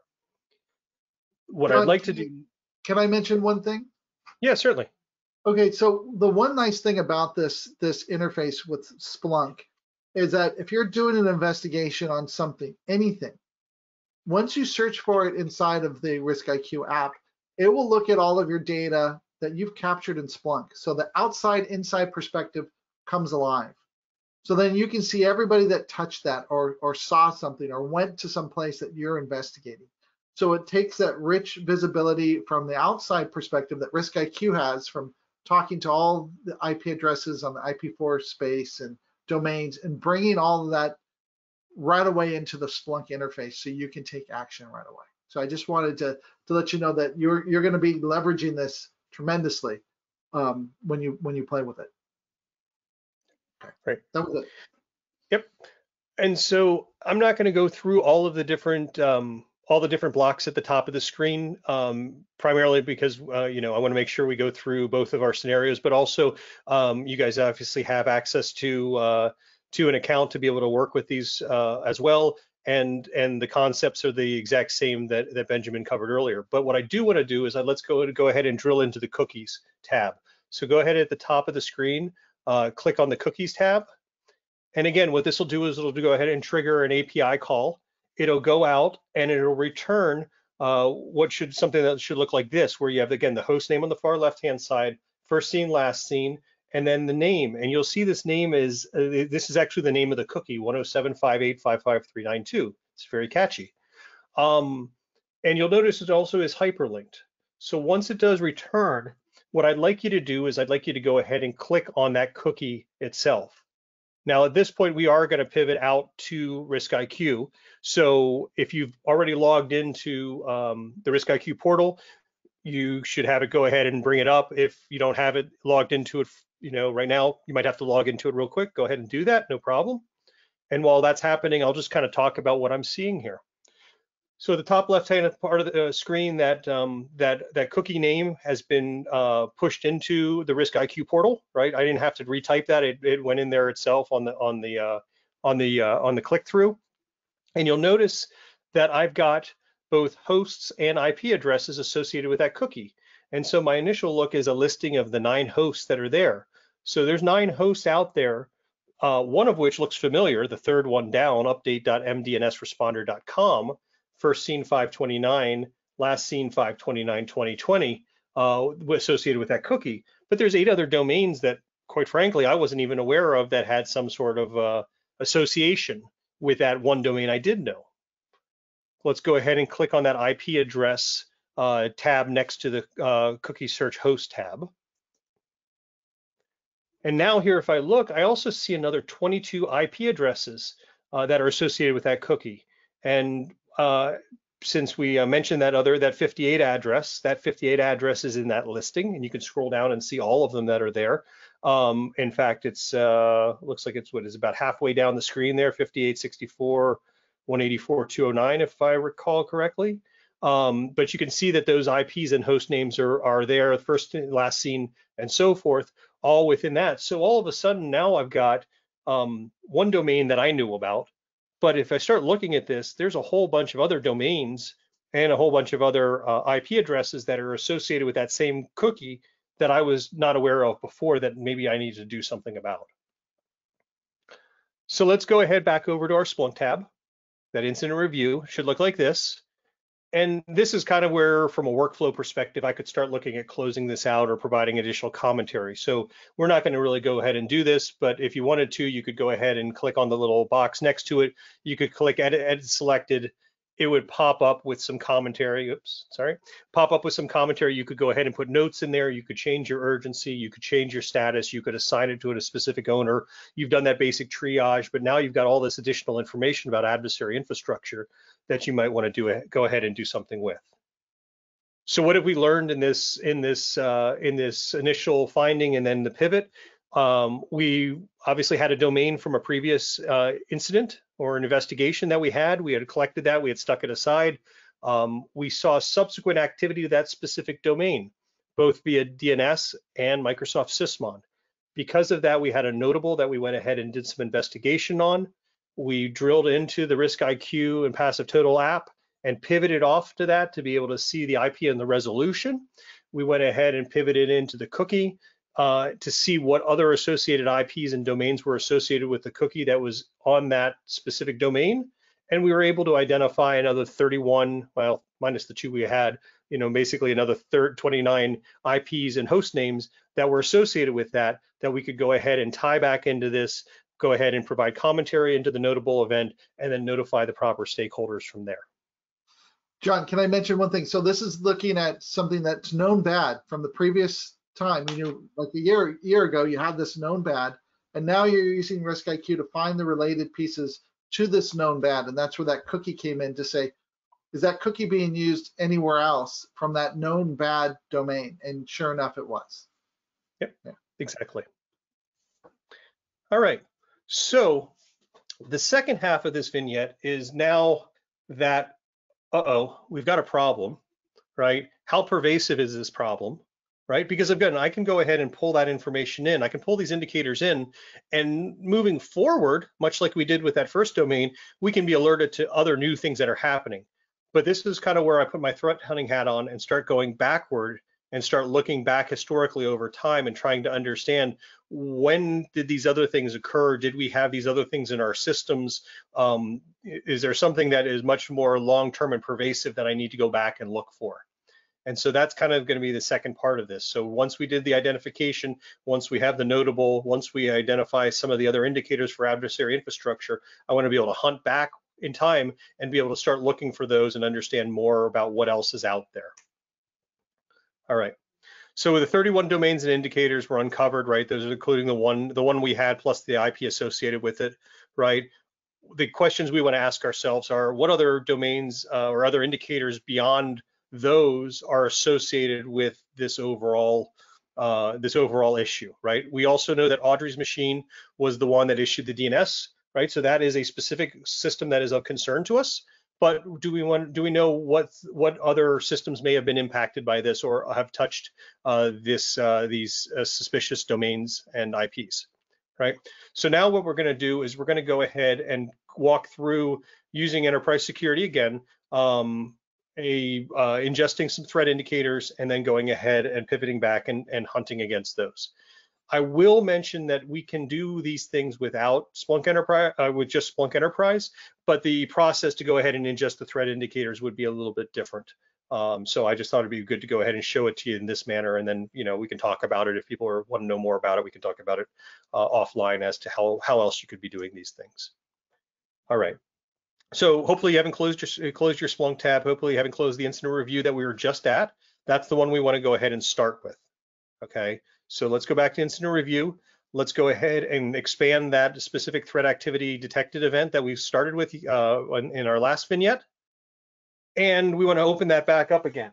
But this time, what I want to do is, rather than go to the live investigation, I want to go back down to that threat match value, click on the update.mdns responder, and this time go ahead and click on the workflow action that says search RIskIQ threat intel for update MDNS responder.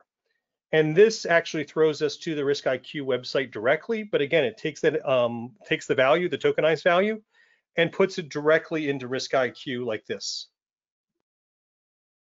And this is the new threat intel portal that RIskIQ has, that when you search for something, it will show you all of the additional open source intelligence and the enterprise indicators that are associated with this. Yep. So at the top of the screen, right, it's the customary search interface.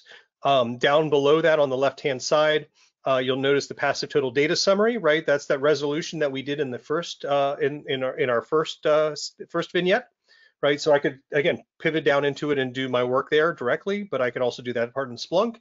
The second part, a little bit farther down, you'll notice is a RIskIQ article.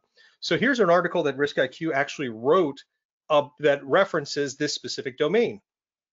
So let's go ahead and scroll down to that and take a look at it. If we open it up, you'll notice that I've got the title there. I've got some additional information. I've got a description, community indicators, enterprise indicators, and we'll come back to that in a second. But I can go ahead and take a quick read through here, look and get a little bit more understanding as to what the description of this specific issue is. Okay. And you guys can scroll down and take a read of that, obviously. But back up at the top there, we talked about description. Let's go ahead and click on community indicators.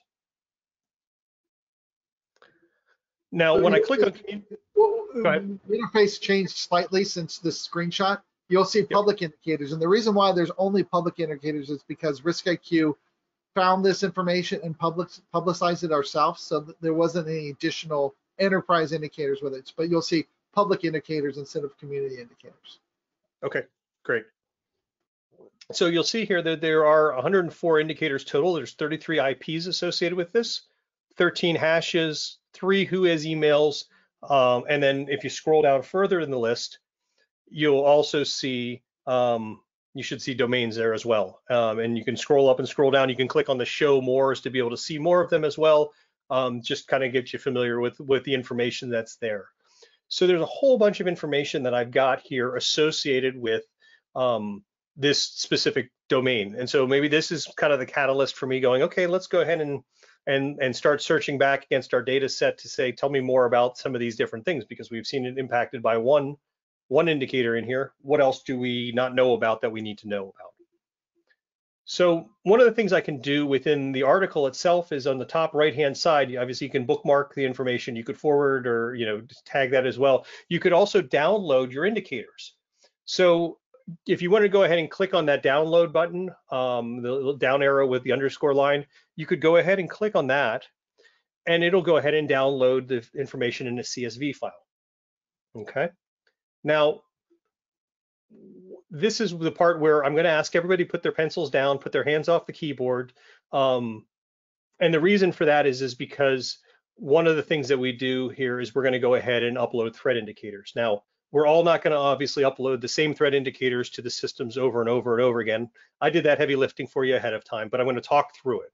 But just so we're all clear, you do not have to go ahead and do these next couple of slides in terms of taking the action right here and now. We'll do that, you would do that on your own in your own system. I'm going to talk through it here so everybody kind of sees where I'm going with it, and then we'll get back on the keyboards and go ahead and continue on with the scenario. All right.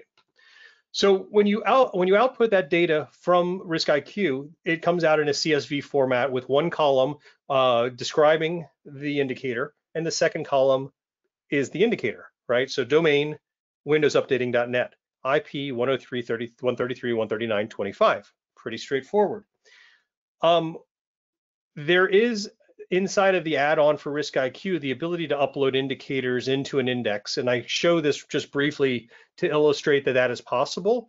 And you can do that, and it works great, and you can do all sorts of things with that as well.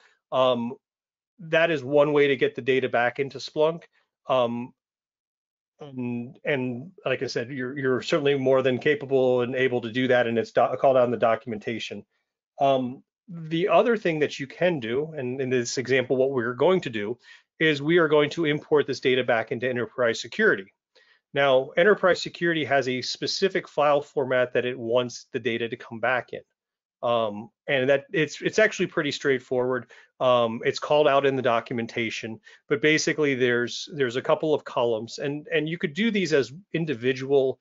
That gets a little tedious. Instead, what I like to do is I like to put all of the indicators into one spreadsheet in this example, and you can see the email values, the IP and domain values, and the file hashes, but they just have to be in individual columns broken out with the specific names. And I did put a link there to show this. If anybody has a question about it, by all means, feel free to reach out. I'm happy to talk about the threat intel framework. But what it wants to do is it wants to understand that, hey, if I get a file hash, there's a specific place within our framework that it goes. And if it's an IP, there's another place it goes. So having it broken out like this in this format makes it a heck of a lot easier to get the data in one fell swoop. So what I did was basically I took the indicator list that RiskIQ had. I just kind of broke it out into separate columns like this. I put a description on it, and I called it RiskIQ Threat Intel Cookie Land, because Cookie Land was the name of the article that was associated with it. And I went ahead to configure data enrichment, threat intelligence uploads inside of enterprise security, and I went ahead and uploaded it. And again, I'm showing you this from a screenshot for a reference perspective. I'm not expecting you to do this part right now. I go ahead and specify a file name for the threat intel. I go ahead and choose the file itself. And then what I did here at the bottom was I said, let's categorize this as an APT. And again, using the article, it mentioned this as being roaming tiger. So I went ahead and classified the group as roaming tiger. These are free text fields. You can call them whatever you want to, but they become handy when I want to go back and search for my information, as well as see it in my notable events. So, make it something descriptive that you can actually, use down the road. All right. So what I basically did was grab those indicators, formatted it for insertion into Splunk, uploaded it into Splunk through the threat intel framework, and now we're all back together. So go ahead and hands back on the keyboards. All right, so let's go ahead and look at our data now that we've uploaded it. Let's go ahead to security intelligence, and we're going to go to threat intelligence, threat artifacts. Same place we started our work when we were looking at that local domain threat intel. Okay. And again, that show filters, I go ahead and compress so you guys can have a little more real estate on the screen.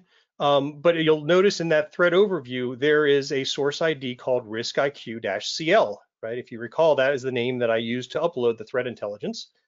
You can see if you scroll across, the source type being CSV, you can see the threat type being roaming tiger and so forth. If you scroll all the way to the far right, it'll tell you how many indicators are in that specific grouping, right? And then down below it, again, it tells us the overall information, okay?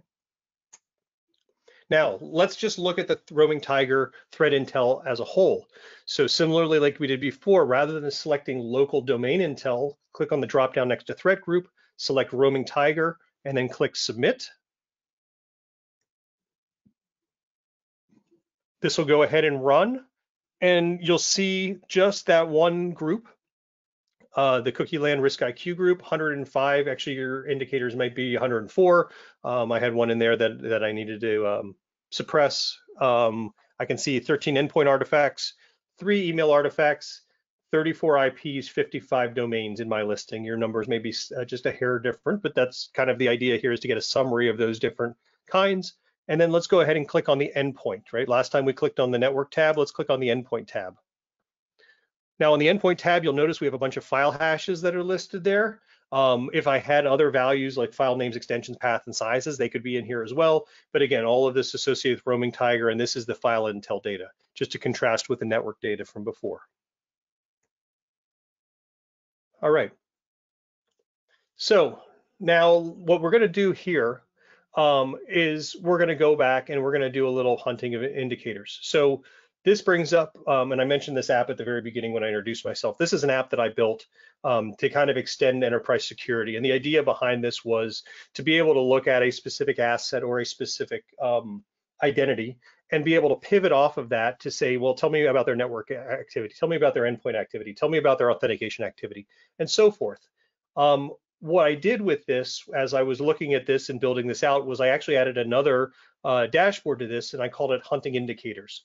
So on your drop down at the top, go ahead and click under SA Investigator and click on the Hunting Indicators. And if you want to play around with this more, I'm going to be adding this dashboard into my app, SA Investigator for Enterprise Security. That's the linkage for it, so you should see that here in the next couple of weeks. But let's go ahead and click on that Hunting Indicators. And this is what the dashboard you'll see looks like. Up in the top left-hand corner of the screen, you'll see a threat group drop down and a time range that'll default to the last 24 hours.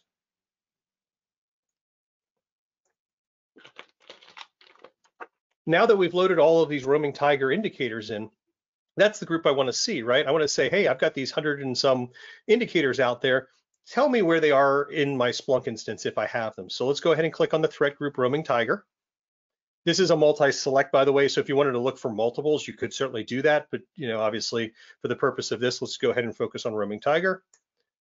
The other thing I want to do is I want to change my time range. So by default, its time range is past 24 hours. But if I click on that drop down, I can pick a number of presets. I could go ahead and change my times. This is called a time picker for those not familiar with Splunk and Splunk Enterprise. The idea here is that everything, because it's time series data, I want to look across specific time ranges. We're going to go ahead and just select all time. We're going to look across our entire data set.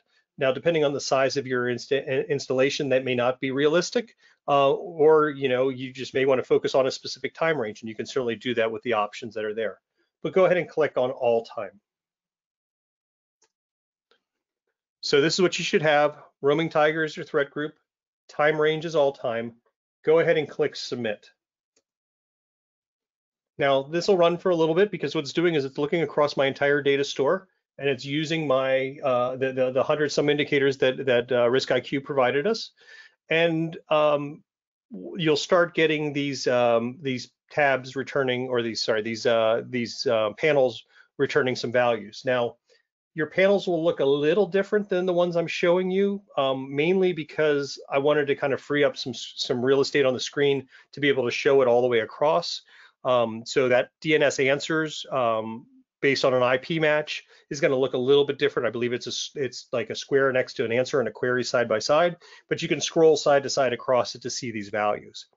And so in this example, and this isn't a surprise because we saw this in that notable event that we first were working on, that 58.64.184.209 answer for DNS is in the indicator list, and it happens to hit our query that started this whole challenge, if you will.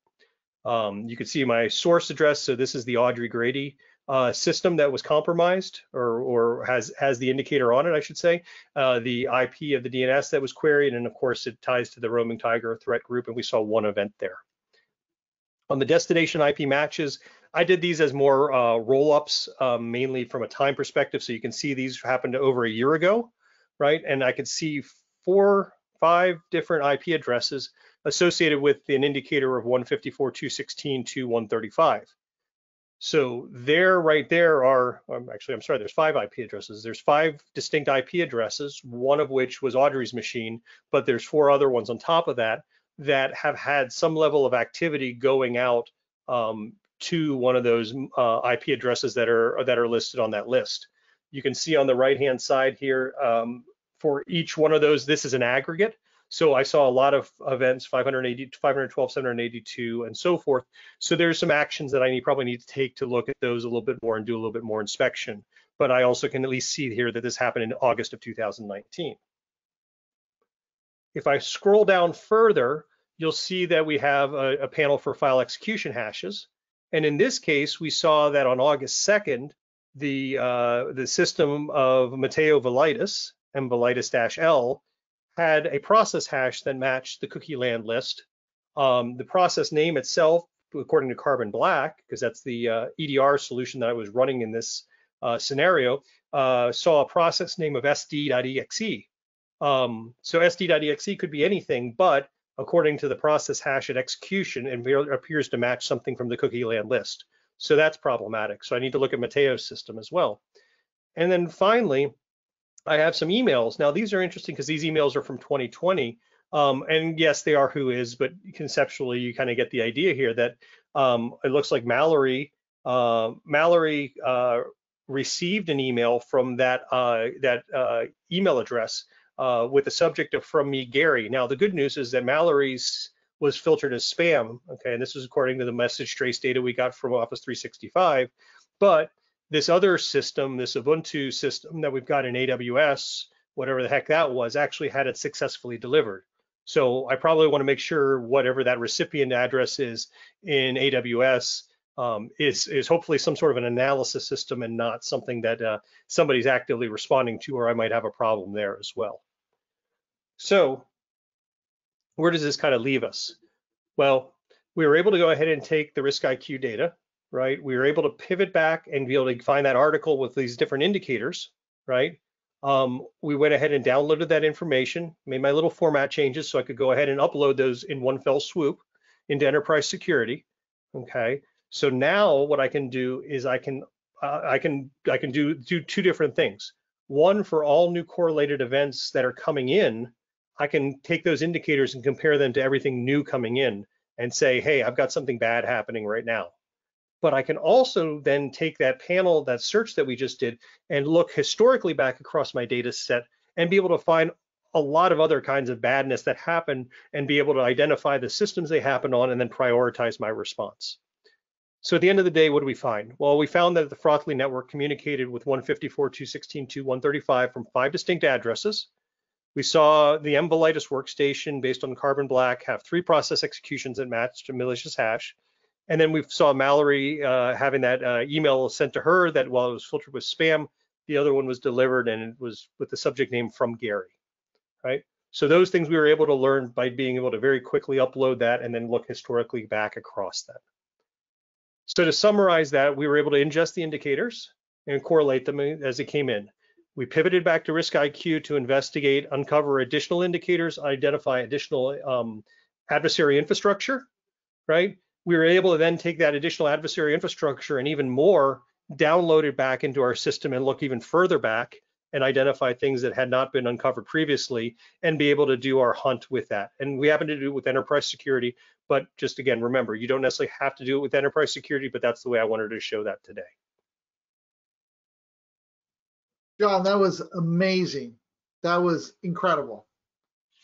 I really liked how you tied that together and then taking one of the articles and bring it in to find new indicators. That was very cool. Great, thanks. All right, I tell you what. Do you want me to hand this back to you now, Yeah. or I know we're getting close to the end of our time here, so I want to be conscientious of other folks' time as well. Yeah. So I'll take it back and give me a quick second. So Yep. Barrett, are there any questions that have come up that we should answer in the remaining few minutes?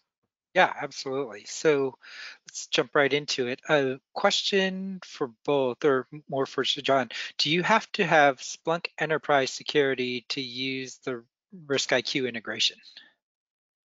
Great question. The answer is no, you do not. Like I said, I wanted to highlight that because oftentimes folks that are using Splunk in some of these use cases for security operations would have that. But if you are just a Splunk Enterprise customer and you wanted to go ahead and hook in RIskIQ to that, you could certainly do that without needing enterprise security. So you can do it either way. Gotcha, perfect. And John, you caught people's attention when you were talking about bots and boss of the SOC during your presentation. Can you tell us a little more about that? Yeah, So boss of the SOC is our blue team capture the flag Jeopardy style. We kind of keep adding those different pieces to it, but the idea there is that we build a couple of scenarios each year around this. We debut our new data set and our new scenarios at our user conference, which is actually in a couple of weeks here. And then we also we do bots competitions throughout the year, geographically dispersed and at customer sites as well. And so the idea really is there's lots of red team capture the flag kinds of exercises out there. There aren't a lot of things for blue teams and defenders. And so that's the idea here is to provide you kind of the smoking gun scenario, if you will, and say, okay, let's figure out what happened and let's go ahead and use our OSINT. Let's go ahead and use Splunk. Let's go ahead and figure out what happened. And, you know, people like a good capture the flag out there. So that's kind of what we do. Awesome, very cool. Benjamin, question for you. People have been asking about the difference between community and enterprise passive total. Okay, so the difference between community and passive total, I'm gonna jump to a slide real quick just so I have a slide that kind of summarizes it. So just one second. Okay, so community is broken down to two different levels, whether you have a free email account or you have a corporate email account. So if you have a free email account, you're gonna see 14 days worth of results and certain data sets you're not gonna see. If you're using a corporate email account, we consider you like a trusted security professional. So we let you see the services. Like, for example, when we first launched services, you didn't see services if you were a community user. And we got a lot of people saying, well, I'm a community user and I want to be able to see that data.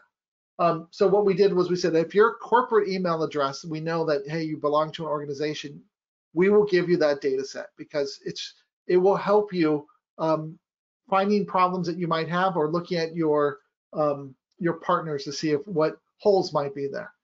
And we give you 90 days worth of information. So you get 3 months worth of data when you look at the history. So you get a lot more information.